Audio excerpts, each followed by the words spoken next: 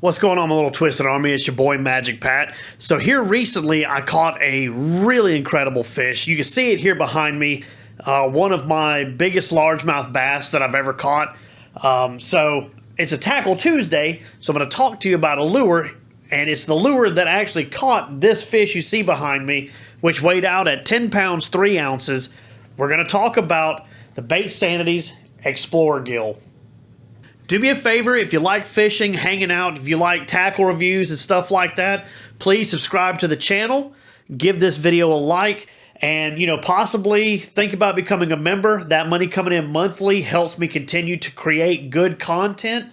The more I have come in, the better content I can do, the more places I can travel, and that is all thanks to you, my members. So anyway, we're going to get right into the video.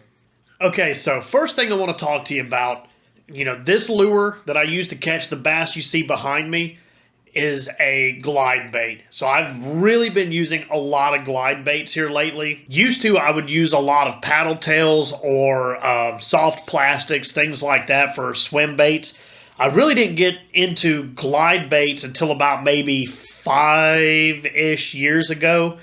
And they were smaller glide baits. It wasn't until the last 2 years that I've really got into the huge glide baits. Now, crazy thing is, this is not an overly big glide bait. You can see right here, this is actually a very manageable glide bait. I believe it's only like 8 inches long. It's got a soft tail to it. You can actually see where the bass, his teeth kind of scrape that tail up. I don't know if you can really make that out or not, but it's a soft, really soft tail. Ooh, ouch, really sharp hooks. So you can see right here, I love glide baits that have the softer tails like that. I feel like they move better in the water. They look more natural. Now, this one is a bluegill pattern. I love that it's darker on its back and sides, but still has flash. So when you let it sit in the water and just chill like this, it looks pretty natural. Pretty darn natural. It's got a little bit of color going on in the gills right here. It's got like that turquoise kind of color. It has a very minor brownish like orange going on for the breast of the bluegill. But whenever you glide this thing, check that out. When that sunlight hits this thing, it shines so good. So the point of this bad boy right here, and this is what I love so much, is that whenever you make it move and you let it pause, natural, and then when you hit that S motion, that thing shines super hard, and it catches a lot of big fish's attention. So it was literally the last cast of the day. I didn't want to, or last couple of casts, I just was like, as I was walking away, I remember that brush pile, I threw over the top of it with this right here, and I worked it in a very slow S motion. I just kind of made it hit, hang, I hit it this way, let it hang, and on the third time, this bass came up and just swallowed it. Now, here's the cool thing. It's an 8-inch glide bait, right? I believe it's 8 inches. That's I think that's on the package, but it's not overly big for an 8-inch lure. So they went with the more of like a lean bluegill profile. I'm not really sure exactly, like a thinner profile. It still looks like a bluegill. It looks just like one. But you don't have that really high ridge back that big bluegill get. And the reason why is swim baits with that design don't get very many good hookups with bass, because in real life, bass actually have a difficult time eating bluegill of that size. That shape where their body just kind of widens out, they look almost like a sail, their body's just big from back to belly. That's really hard for a bass to eat. Even a big bass, sometimes you will see them floating around lakes, dead or dying or choking on a huge bluegill. It'll be stuck in their mouth and they can't get it out. So to keep that from happening in a lure, perspective, they narrowed it down so that it was easier for a bass to get their mouth on it. Still looks like a bluegill, still gets them hungry for that bluegill shape without missing hookups. Extremely high floating. This is just a floating glide bait. This thing sits super high in the water. But that's not what I wanted. I wanted a suspending to, slow, super slow sink. What's cool, though, is in the box, it came with I don't know if you can see that here. Make sure you can see it. Weight strips. They've got like tungsten sand or something in them, and it's 2 of them. I put both of them on this lure, but it still wasn't enough to keep it from floating. It became like a really slow float, but still faster than what I wanted. I wanted this lure to actually hang over the top of stuff I was fishing to make those bass look up and just see that sitting there and get mad at it. I ended up having to put bigger hooks on it, but I went with really, really good hooks, and I'm going to show you right here. So it's, you know, this model of hook, but bigger. So these are the 1 size. This is Decoys X-S21. It's their quad hook, and it's like a curve point. These things are like hypodermic needles. They're so sharp. They are ridiculously sharp. Now, I'm actually out of this size. This is the 1/0. All I've got some the 1s, but you get the idea. If you want to order something to put on your glide baits or swim baits or whatever, this is the brand right here. I'll give you a second to see that, and I'll make sure to put all of this stuff in the description, so anybody who's watching that wants to learn about glide baits and the stuff that I use, not that I'm an expert, but you know, you can see it, and you know, you can find it, order it yourself and everything. So after putting those big hooks on here, and they're quad hooks, so that's cool, 4 points. I feel like every lure that I put the quad hooks on get just astronomically better hookup ratios. Like, it's amazing adding 1 extra point to these hooks makes that big of a difference. But the heavier hooks with the weight strips that it comes with in its box, this now sits perfectly. It'll literally sit like this in the water. It just sits there. You can hit the rod a couple of times, and it'll do its S shape, and it'll just hang.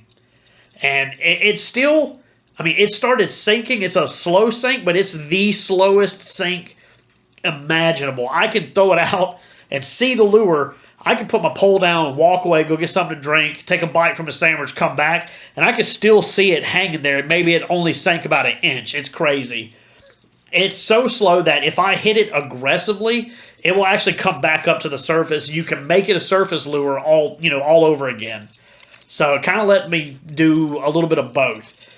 What's cool is this lure is perfectly fine chopping. You don't have to do the slow S. You can do the chop with it. You can sit there and work your pole aggressively, and it chops perfectly.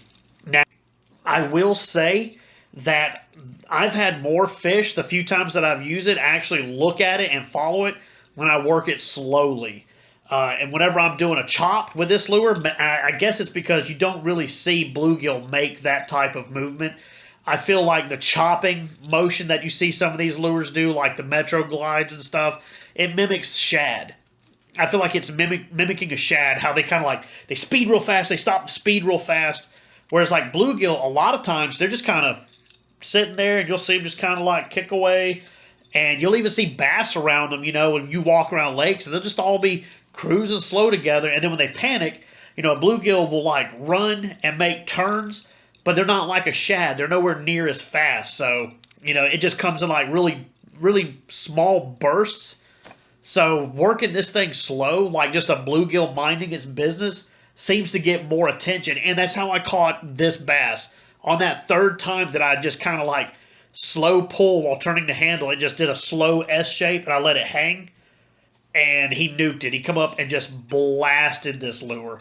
They come with a bunch of different colors. You don't have to go natural. They come with like a bread color, which supposedly it's like a bone color, and it works really, really good.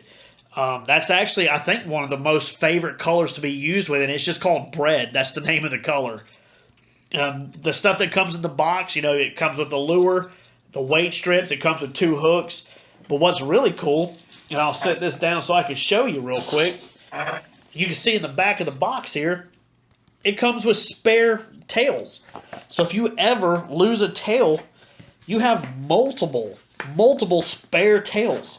And that is unheard of. Let me pull one of these out so you can get a look at it, see if I can bump one. Yeah, here we go. And each one, I think, is a little bit different in color. Actually, these 2 are the same. They're like they match the same color of the lure. I actually swapped the tail out for one of the other ones that has the little green dots on the end, just because I wanted that extra little bit of color whenever I was working the lure, to just kind of give them something to catch their attention. And also in clear water, I can pinpoint, believe it or not, even with as bad as my eyesight is, I can see them two little points in that clear water. When you move it and that tail hits, you can see those little green streaks. Pretty cool.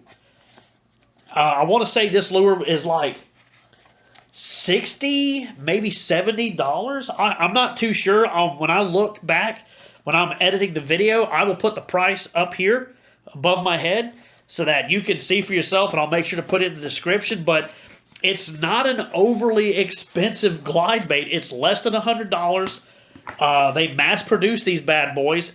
You don't have to worry about, like I did when I first started using them, you couldn't find any because they were so popular. Now, everywhere that sells these has got all the colors, like all the different floats and non-floating or slow sinking, whatever. You don't have to wait to get you one. You can order one. I think Tackle Warehouse sells them.